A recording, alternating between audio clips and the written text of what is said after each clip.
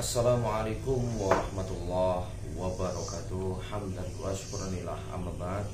Alhamdulillahirabbil alamin. Para sahabat-sahabat pecinta misteri, para sahabat-sahabat pecinta mistis, mudah-mudahan saya dan para sahabat, mudah-mudahan semuanya dalam lindungan Allah Subhanahu wa taala. Amin amin ya rabbal alamin.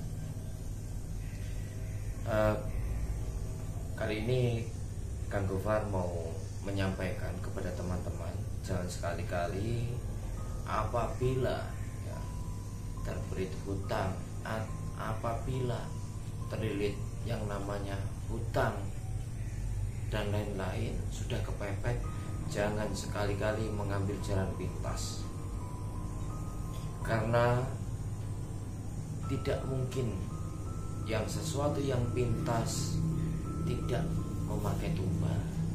Ya, para sahabat ya. Nah, ini awal mulanya Kang Gofar ada undangan. Nah, itu seorang lelaki dan istrinya datang ke rumahnya Kang Gofar, pengen memutus tali pesugihan.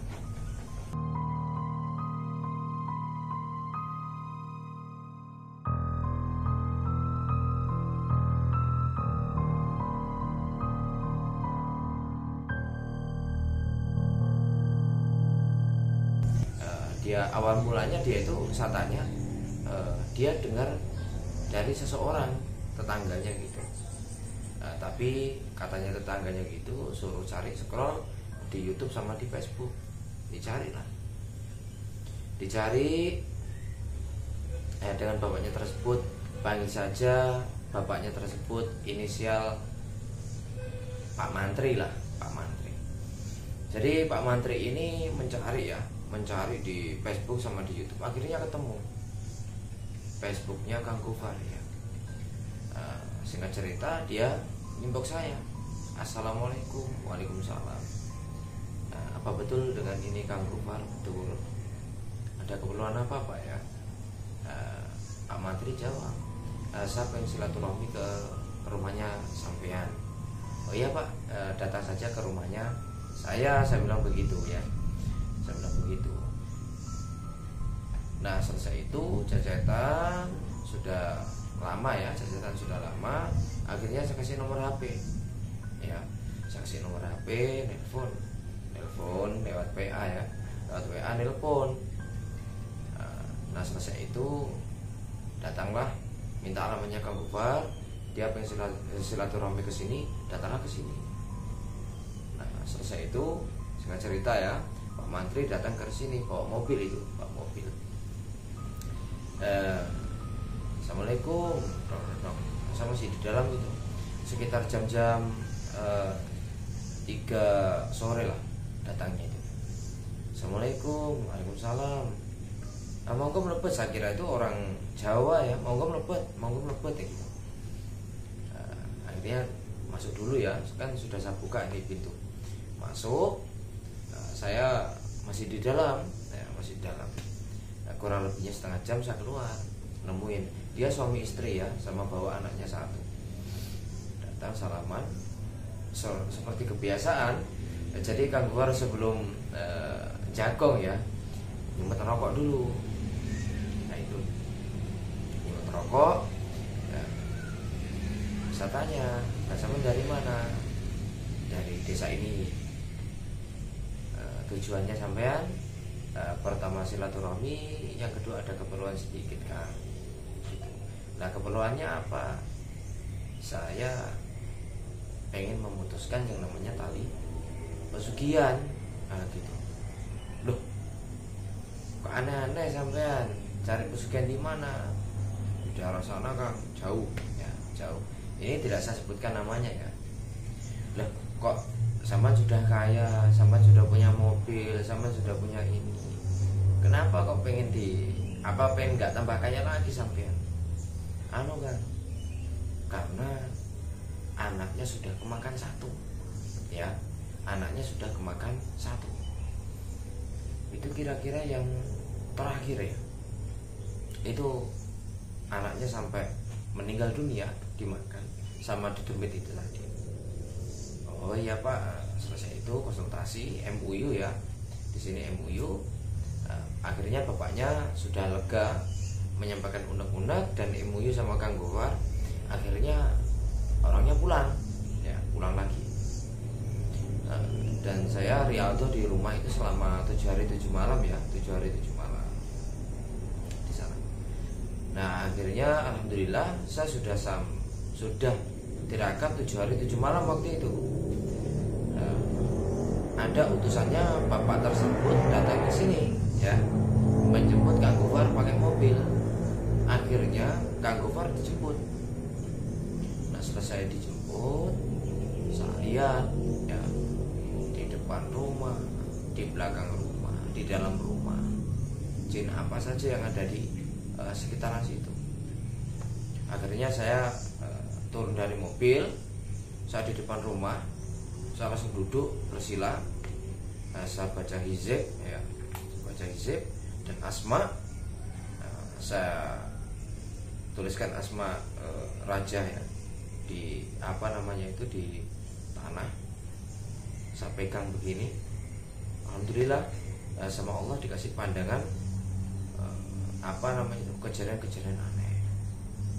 Nah yang pertama di depan rumah itu para sahabat ya, itu ada sosok perempuan, dia pakai baju hitam semua ya, baju hitam itu pas di depan pintu para sahabat, pas depan pintu, sosoknya perempuan, pokoknya hitam semua, ini perempuan hitam, pakainya hitam, kulitnya juga hitam.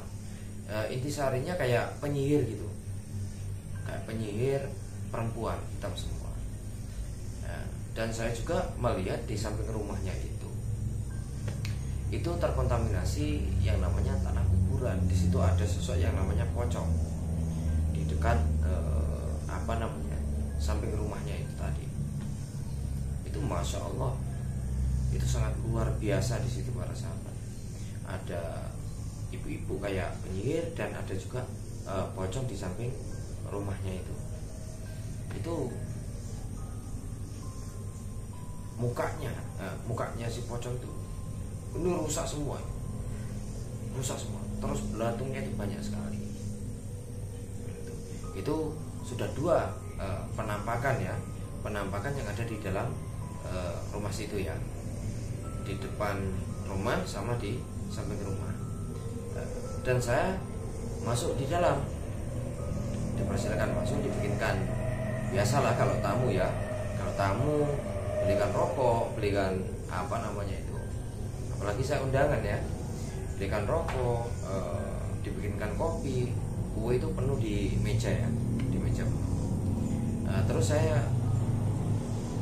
merokok dulu 1 batang ya, merokok dulu 1 batang.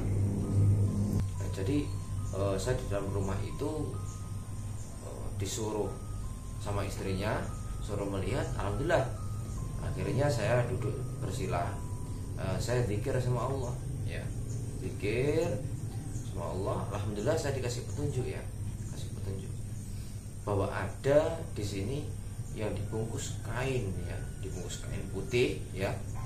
Di situ ada umbu rampe, terus di situ ada apa namanya itu, kayak semacam tulang ya, tulang.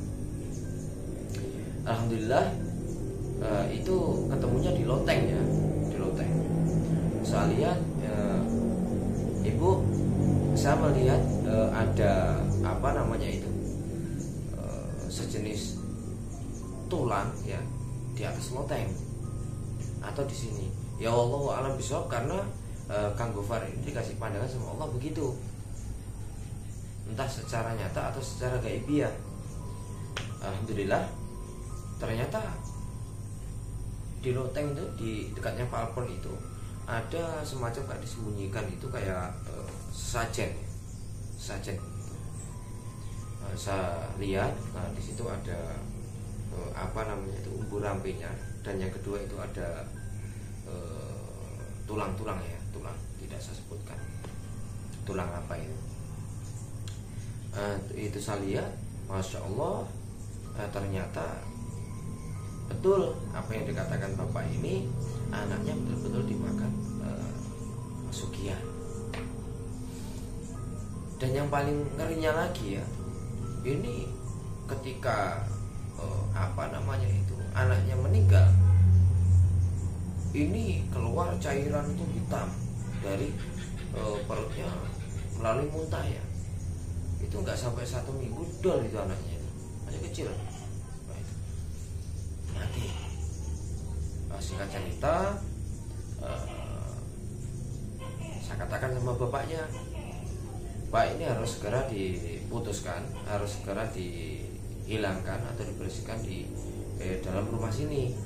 Jangan sampai nanti kalau ini tidak dibersihkan, nah ini nanti akan merenggut nyawa-nyawa lagi. Nah ini para sahabat, alhamdulillah dengan wacana itu saya kasih wawasan, bapaknya nyambung dalam pikirannya. Alhamdulillah. Selesai itu saya selesai mendeteksi semua. Akhirnya saya pulang. Nah, terus bapaknya teleponkan, nah kalau bisa rumahnya dibersihkan dan dipagari, ya dipagari. Akhirnya saya riado lagi selama kurang lebihnya 15 hari. 15 hari saya zikir, saya bikinkan pagar, saya bikinkan hizib. Nah itu pokoknya dia cuma menyediakan bunga 7 rupa. Nah itu sama ingkung ya, terus jajan pasar 7 macam, dan sapu lidi ya, sapu kera gitu. Nah, akhirnya saya ruat. Nah itu ada degannya juga, saya ruat. Saya ke sana. Akhirnya saya sudah selesai riadoh 15 hari. Saya ke sana. Akhirnya saya ruat. Saya putus ikatan-ikatan jin itu tadi dengan metode ruqyah ilahiyah. Dan selesai itu saya kasihlah amalan-amalan zikir bapaknya tersebut sama istrinya. Alhamdulillah sampai sekarang keekonomiannya itu standar, tapi tidak berbahaya. Nah itu para sahabat. Oke, mungkin itu saja cerita dari Kang Gofar ya, menangani memutus tali pesugihan ya. Jadi pemirsa yang ada dimanapun Anda berada, jangan takut kalau ada yang namanya jin atau setan engklek, yang hanya takut kepada Allah. Kalau ada jin, setan engklek, geprek ya aja dengan kita ketakwaan kepada Allah Subhanahu wa taala. Dengan kita selalu zikir kepada Allah Subhanahu wa taala, setan sihir jengkes dan geprek ya dengan kalimat la ilaha illallah Muhammadur Rasulullah ya. Insyaallah ya, kalian tidak sendirian. Kalian bersama Allah ya, bersama Allah pasti mampu, bersama Allah pasti bahagia. Nah, bila Anda kepepet, bila Anda kekurangan yang namanya harta benda, jangan sekali-kali mencari jalan pintas ya, karena yang pintas-pintas itu semuanya tidak gratis ya. Oke, see you tomorrow. Assalamualaikum warahmatullahi wabarakatuh.